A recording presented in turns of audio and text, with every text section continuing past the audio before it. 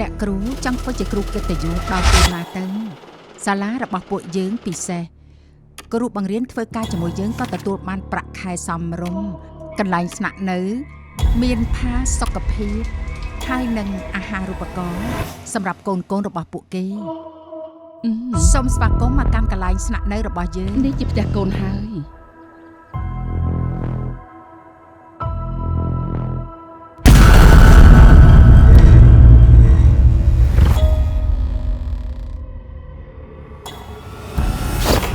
ខ្ញុំរកឃើញសភៅកំណត់ហេតុមួយនៅបន្ទប់អីវ៉ាន់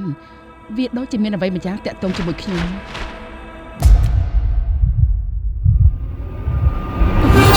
គិតថាផ្ទះនេះមានខ្មោចលងអូសួស្តីអ្នកគ្រូណាច់វ៉ាចូលចិត្តអាហារដែលខ្ញុំផ្ញើទៅទេយើងមានសិទ្ធិយកគ្រប់យ៉ាងពីអ្នកបូជារបស់យើងចាប់ណាច់វ៉ាជាកិច្ចការបន្ទាប់របស់កូនណាច់វ៉ាប្រកាសជាធ្វើវា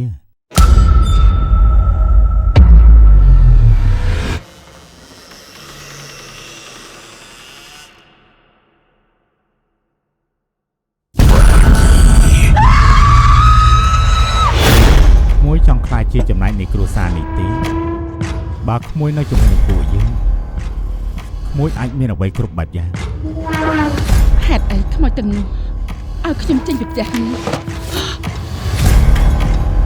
ចេញទៅ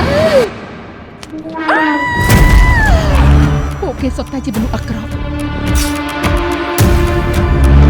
ពួកគេនឹងបូជាពួកយើងនាងបានទទួលពរណាស់វ៉ា